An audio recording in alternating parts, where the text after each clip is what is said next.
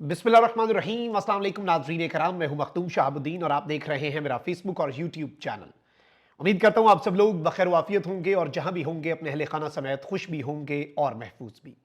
नाज़रीन कराम, आज 1 जनवरी 2025 साल का पहला दिन।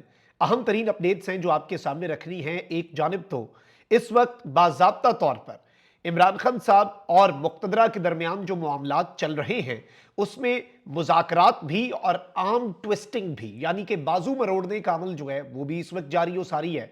आज इमरान खान साहब के साथ साल के पहले दिन अब तक की सबसे बड़ी अनहोनी हुई है और इंतहाई खतरनाक तरीन मुकदमात। इस हवाले से अहम तरीन अपडेट्स हैं जो आपके सामने रखनी है। जबकि वहीं दूसरी जानिब जनरल फैज हमीद जो कि इस वक्त अंडर ट्रायल हैं, उनके ऊपर एक बड़ी खतरनाक चार्जशीट आईएसपीआर की जानिब से जारी कर दी गई थी पिछले महीने दिसंबर में।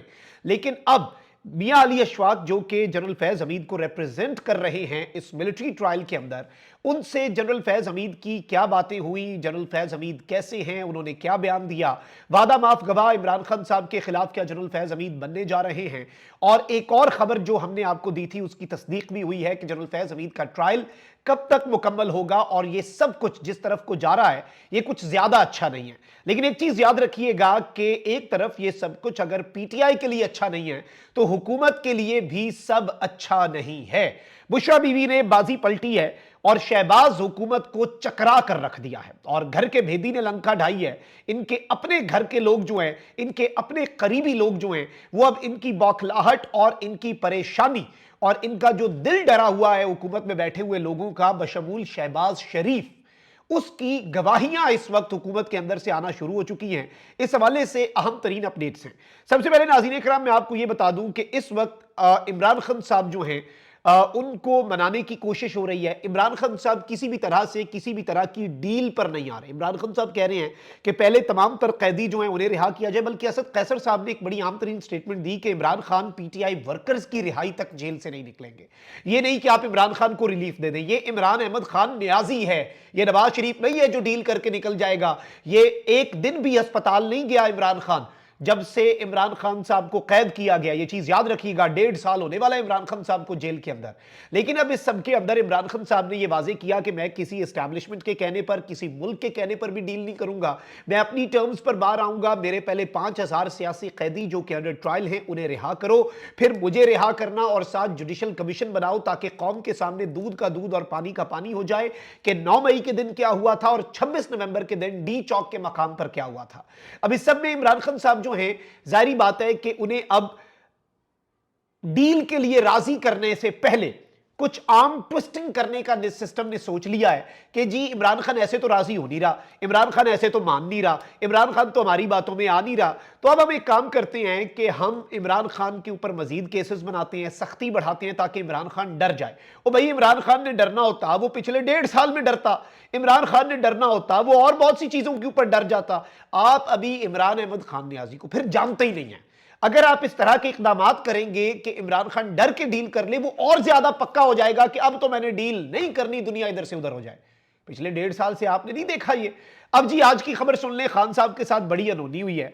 9 मई के वाकयात के बाद इमरान खान साहब को पंजाब की हुदूद में दर्ज 59 बेसिकली इमरान खान साहब के ऊपर पंजाब की हुदूद में जो दर्ज मुकदमात हैं उनमें से 26 मुकदमात में गिरफ्तार कर लिया गया है। अब ये गिरफ्तारी किस तरफ को इशारा है?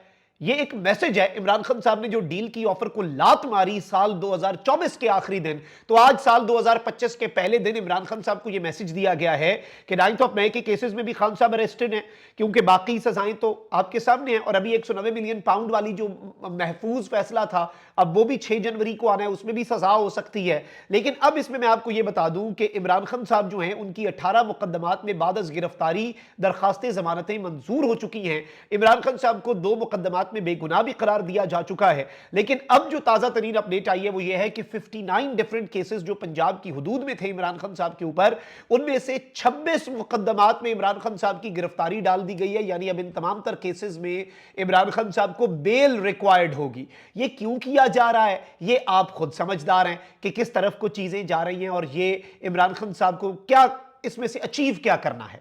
अब एक खबर ये हो गई, दूसरी खबर पे आते हैं, क्योंकि खबरें ज्यादा है, मेरी कोशिश है जल्दी जल्दी सारी चीजें आपके सामने रखूं।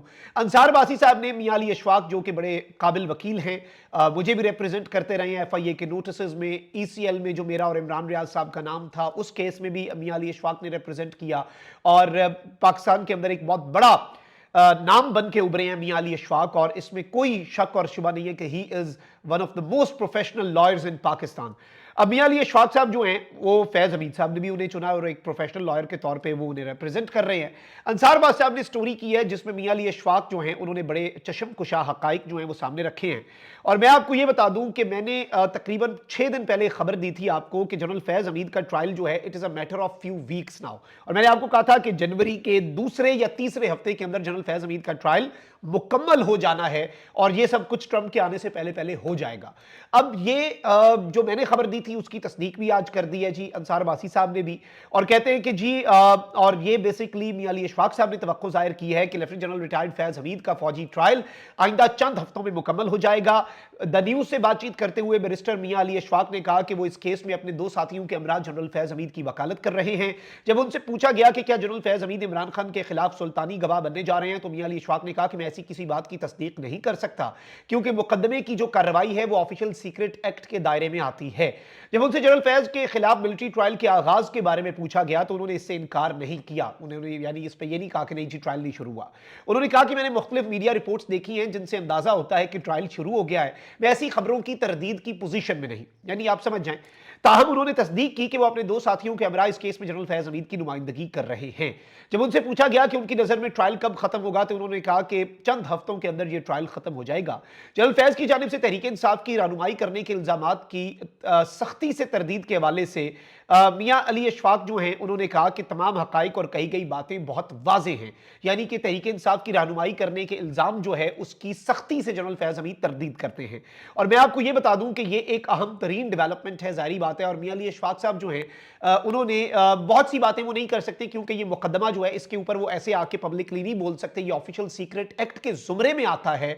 लेकिन बहुत सी चीजें इसमें क्लियर हो गई कि एक तो ये कि सुल्तानी गवाह के हवाले से कोई ऐसी चीज अभी तक तो नहीं है।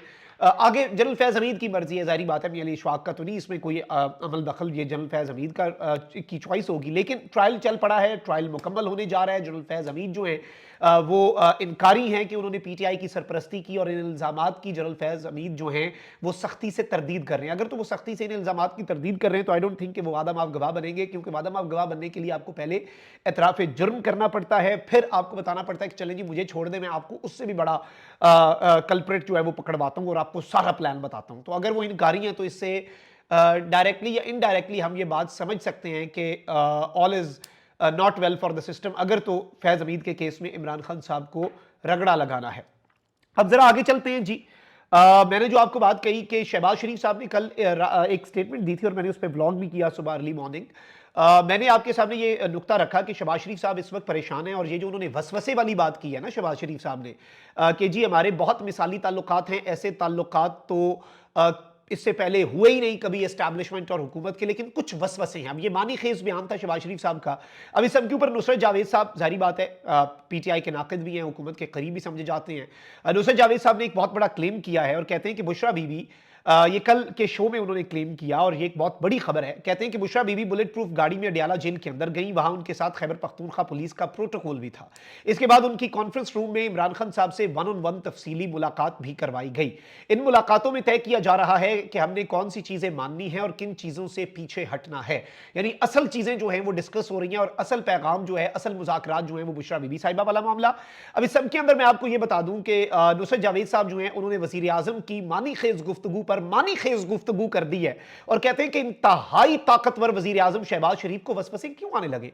वसवसे तो शैतान डालता है। शहबाज शरीफ के इर्द गिर्द शैतान कौन है? वजीर आजम को पता लगा कि बुशरा बीबी प्रोटोकॉल से अंदर गई हैं तो वजीर आजम को वसवसे शुरू हो गए। रिपोर्ट्स मिल रही हैं तो वसवसे, इसलिए दुआएं कर रहे हैं कि क़यामत तक ऐसा ही रहे कि जी हमारे जो एस्टैब्लिशमेंट के साथ मिसाली ताल्लुकात हैं उनमें कोई तब्दीली ना आए।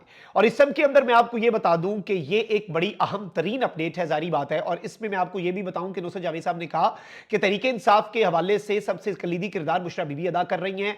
मुज़ाकरात की हिकमत अमली में तहरीक इंसाफ से ज्यादा सुन्नी तहरीक के सरबराह और अल्लामा राजा नासिर अब्बास हैं, जिन्हें पारा चनार से ज्यादा तहरीक इंसाफ की फिक्र है। Obviously he was criticising them, लेकिन कह रहे हैं कि मुज़ाकरात यकीनन हो रहे हैं और यह बात भी अहम है कि इमरान खान 8 फरवरी भूलने को तैयार हैं, लेकिन अभी 9 मई वाला सवाल अटका हुआ है। और इस सब के अंदर इन्होंने कुछ और क्लेम्स भी किए, बट जो सबसे बड़ा क्लेम है आई थिंक वसवसे वाला, वो बड़ा इंपॉर्टेंट है कि शहबाज शरीफ साहब को बुशरा बीबी अगर प्रोटोकॉल से अंदर गई हैं और वन ऑन वन खान साहब से मुलाकात कर रही हैं, तो इसका मतलब है कि कोई पैगाम बुशरा बीबी साहिबा ने पहुंचाया और अब इतना फैसिलिटेट जो है वो किया जा रहा है। तो अब वसवसे आना शुरू हो चुके हैं पाकिस्तान के वजीर आजम को, और उस वजीर आजम को जिसका एस्टैब्लिशमेंट के साथ वो कहता है कि हमने आज तक तारीख में ऐसा एस्टैब्लिशमेंट और हुकूमत का ताल्लुक नहीं देखा। कमेंट सेक्शन में राय का इजहार जरूर करें। अपना बहुत ख्याल रखें। अल्लाह निगहबान। पाकिस्तान जिंदाबाद।